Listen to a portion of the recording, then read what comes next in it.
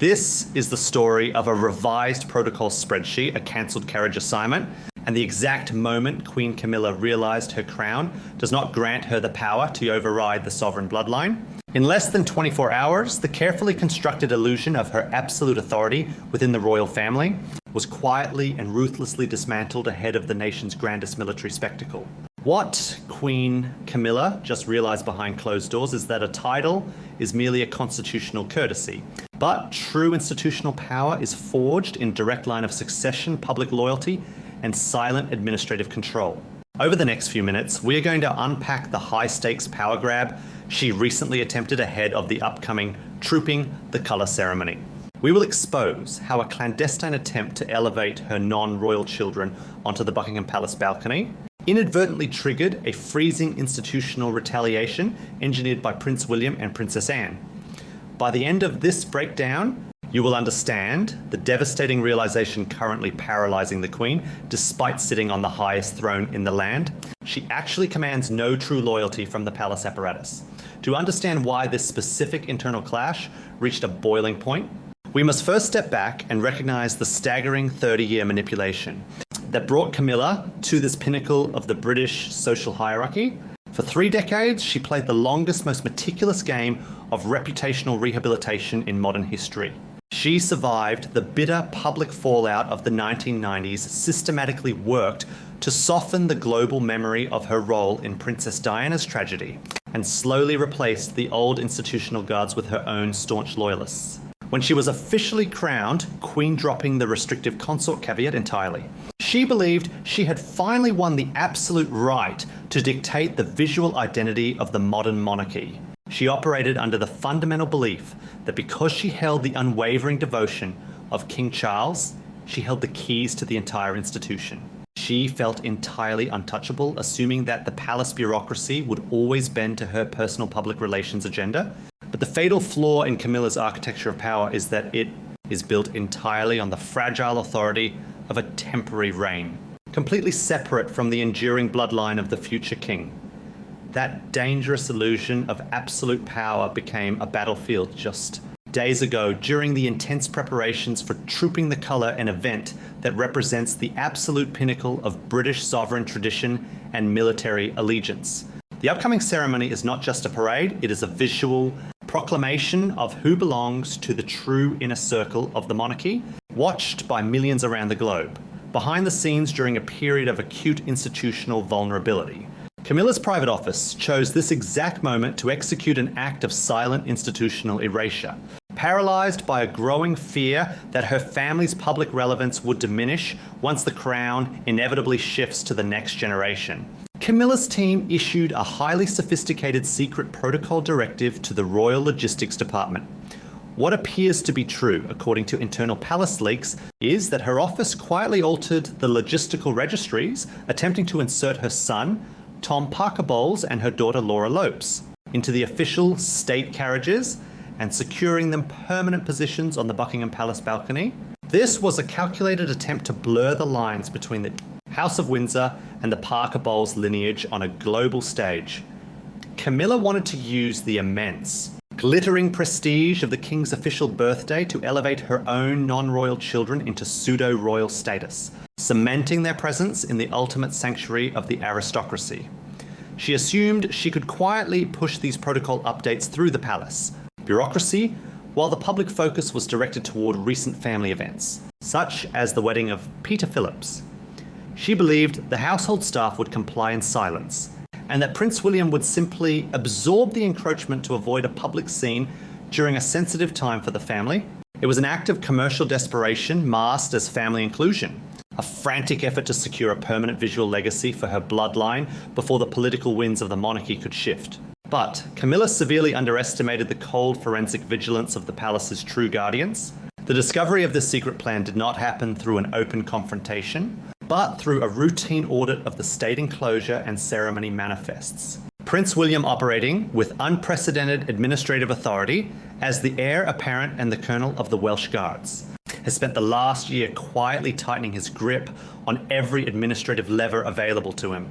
When his financial and security oversight teams cross-referenced the newly submitted logistics registries for Trooping the Colour, the anomaly was immediately flagged. For William, and for his aunt, Princess Anne, who possesses the fierce, unyielding institutional memory of the crown, this was the forensic proof of a parasitic encroachment upon the sovereign brand.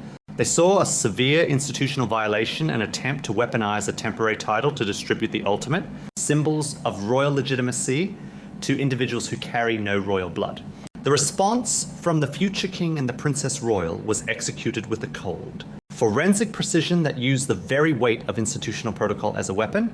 Prince William did not engage in a messy, undignified shouting match. Nor did he leak angry statements to the tabloid press. He used the system to execute a silent, devastating counterstrike. William quietly activated a strict binding administrative update regarding state-sponsored military appearances, effectively dictating a strict bloodline mandate for the Buckingham Palace balcony and the State Carriages. The new regulation explicitly mandates that participation in these high-tier ceremonial roles is strictly reserved for working royals within the direct line of succession, effectively drawing an unyielding line in the sand. The execution of this silent retaliation was breathtaking in its subtlety, resulting in an absolute visual and logistical humiliation for the Queen. Camilla did not receive an angry confrontation. Instead, her office simply hit an invisible, impenetrable wall of administrative protocol. The updated registry was returned to her private office with a single, polite note, stating that her children's carriage assignments had been cancelled and their balcony access denied under the new sovereign guidelines. Furthermore, they were quietly rerouted to a secondary lower tier viewing area, meaning that if they chose to attend the military spectacle, they would be forced to enter through a side door at Horse Guards Parade, typically reserved for external corporate sponsors rather than the sovereign bloodline. What looked like a routine security and protocol update was actually a total dismantling of Camilla's social empire, by overriding Camilla's arrangements in front of the palace staff and security details. Prince William exposed the ultimate truth of the modern monarchy. Camilla may wear the crown, but William controls the gates. As the reality of the blocked access and the public sidelining of her family set in, Camilla experienced a wave of cold, suffocating panic. She realized that her administrative trick had not only failed, but it had permanently exposed her vulnerability. Stripped of her illusion of supreme control and effectively blocked by her stepson, Camilla knew the trap had snapped shut. Terrified by the sudden collapse of her authority over the royal apparatus, Camilla retreated to the one remaining card she had left to play. She went directly to King Charles, presenting the restricted protocols and demanding that he use his supreme sovereign power to crush William's administrative blockade. The entire future of the internal royal hierarchy hung in the heavy, suffocating silence of the room as the Queen stood waiting for the King to deliver her salvation. The heavy, suffocating quiet of the King's study did not break with an outburst of anger or a defensive royal decree. Instead, King Charles simply looked down at the revised protocol spreadsheet, his silence delivering a far more devastating blow to Queen Camilla than any reprimand ever could. For decades, Charles had been her ultimate protector, burning through his own political capital and turning his back on public opinion to shield her from the consequences of their shared history.